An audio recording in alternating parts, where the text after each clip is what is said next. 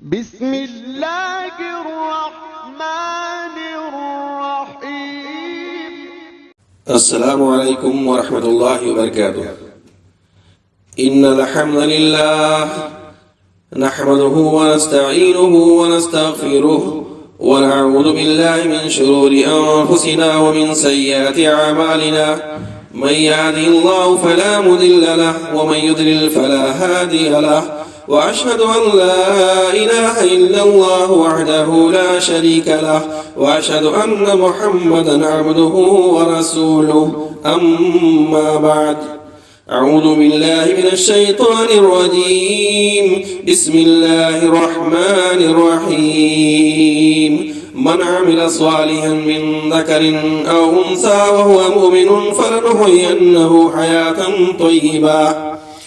وقال النبي صلى الله عليه وسلم: كلكم راع وكلكم مسؤول عن رعيته، والرجل راع في أهله وهو مسؤول عن رعيته، والمرأة راعية في بيت زوجها ومسؤولة عن رعيتها، والخادم راع في مال سيده ومسؤول عن رعيته، والرجل راع في مال أبيه ومسؤول عن رعيته، وكلكم راع ومسؤول عن رعيته.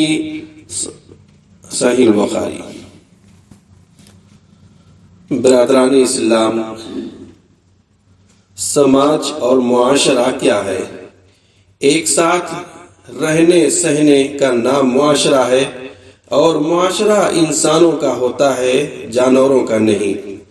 جانور اکٹھا نہیں رہ سکتے، وہ ایک دوسرے سے لڑتے بھیڑتے رہتے ہیں، لیکن انسان یکجا رہتے ہیں، وہ ایک دوسرے سے بے تعلق نہیں رہ سکتے۔ ان کی زندگی کا لطف مل جل کر رہنے میں ہے۔ دیروں ملی بھائیوں، بہترین معاشرہ وہ ہے جس میں نیکیوں کا بول بالا ہو، عقیدہ و عمل کی پختگی ہو، اتفاق و اتحاد ہو، ایثار و قربانی ہو، ہمدردی و غمگساری ہو، متانت و سنجیدگی ہو، شرم و حیا عفت و پاک دامنی ہو، تقوی و طہارت ہو، نظافت و نزاہت ہو، سکون و طمانینت ہو، مسرت و شادمانی ہو، حق پرستی و حق شناسی ہو، حق گوئی و باقی ہو، سخاوت و دریا دلی ہو، جرات و ہمت ہو، امانت و دیانت ہو، شفقت و رحمت ہو، ایفاء وعدہ ہو، خوف الہی ہو، امن و امان ہو، صلابت ایمان، قوت ارادی اور سلامتی کی فکر ہو۔ مسلمانوں، ہمارا معاشرہ صحت مند اور تندرست جسم کی طرح ہونا چاہیے، نہ اسے لو لگے، نہ گرم و سرد ہوائیں، نہ خزاں کے جھٹکے، نہ کسی کی عمل جراحی، نہ وہ سڑے نہ گلے، نہ اس میں گندگی ہو، نہ بدبو پھیلے، نہ پھوڑا پھنسی اور نہ ہی میل کچیل۔ لیکن سچ بتائیے، کیا مسلم معاشرہ آج ایسا ہے؟ ذرا سوچئے، اگر کسی کے بدن پر پھوڑا نکل آئے تو کیا وہ اس کا علاج نہ کرے گا؟ زخموں سے بدبو پھیل رہی ہو تو اسے صاف کر کے مرہم پٹی نہ کرے گا؟ پھر آج مسلم معاشرہ کی سبوحالی کا شکار ہے، جو بگاڑ و فساد اس کی رگ و پے میں پھیل چکا ہے، اس کا علاج کون کرے گا؟ کیا یوں ہی چھوڑ دیا جائے گا؟ گندگی پر گندگی پھیلے، ایک زخم سے دوسرا زخم ہو جائے، بدبو بڑھتی جائے، تعفن ہو، جسم زخموں سے چور ہو، بدن لاشے بے جان بن چکا ہو، مگر کچھ پرواہ نہ ہو۔ کیا مسلمان کی شان یہی ہے؟ حضرات، مسلم معاشرہ کو آلائشوں سے آلودہ کس نے کیا؟ اسے بیماری کیسے لگی؟ وہ کیا اسباب ہیں جو اسے خون کی طرح کھا رہے ہیں، جو کی طرح لپٹ کر لہو چوس رہے ہیں؟ اس کے پھوڑے اور زخم ناسور بن چکے ہیں۔ ہمیں اسی ناسور کا علاج تلاش کرنا ہے۔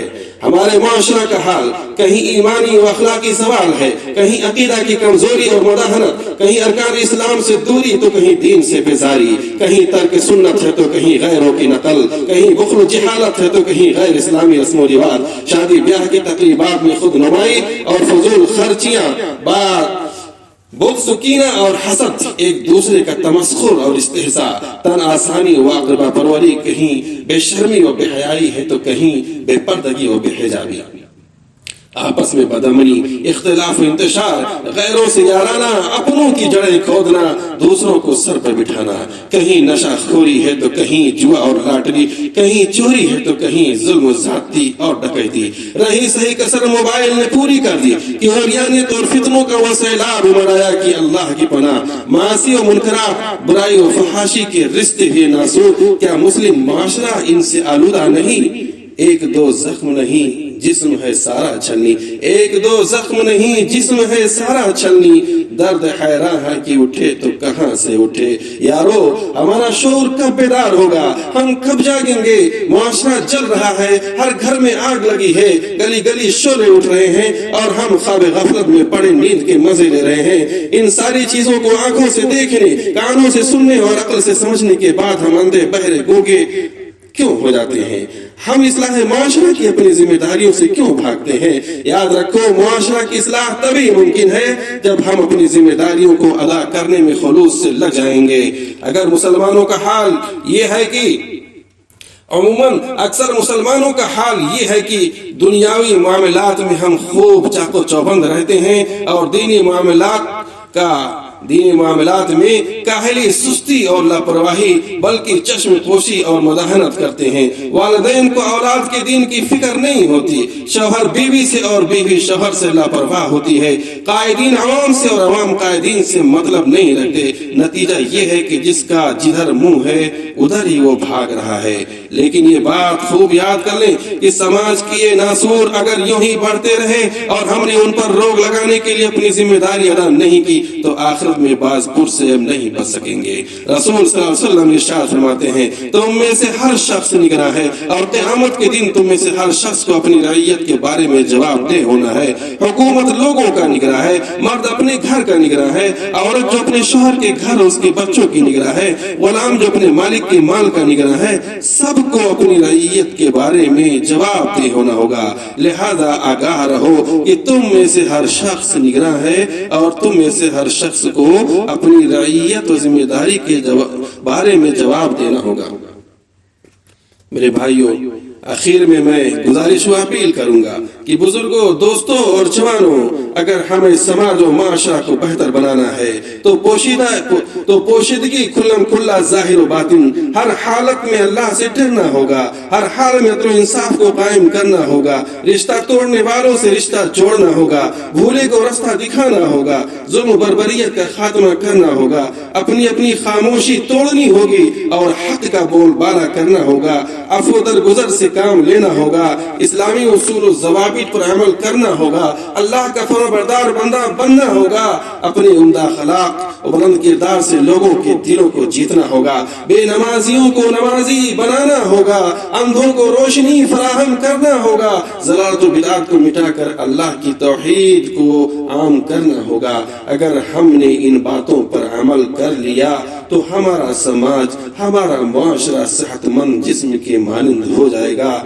بلکہ ہمیں وہ حیات طیبہ نصیب ہوگی جس کا اللہ تعالیٰ نے وعدہ فرمایا ہے، من عمل صالحا من ذکر او انثى وهو مؤمن فلنحيينه حیاة طیبہ، جس نے بھی نیک عمل کیا، خواہ مرد ہو یا عورت، بشرطے کہ وہ مومن ہو، تو اسے ہم ایک اچھی پاکیزہ اور پرسکون زندگی عطا کریں گے۔ اللہ رب العالمین ہمارا حامی و ناصر ہو۔ ربنا آتنا في الدنيا حسنة وفي الآخرة حسنة وقنا عذاب النار. ربنا تقبل منا إنك أنت السميع العليم وتب علينا إنك أنت التواب الرحيم. والسلام عليكم ورحمة الله وبركاته.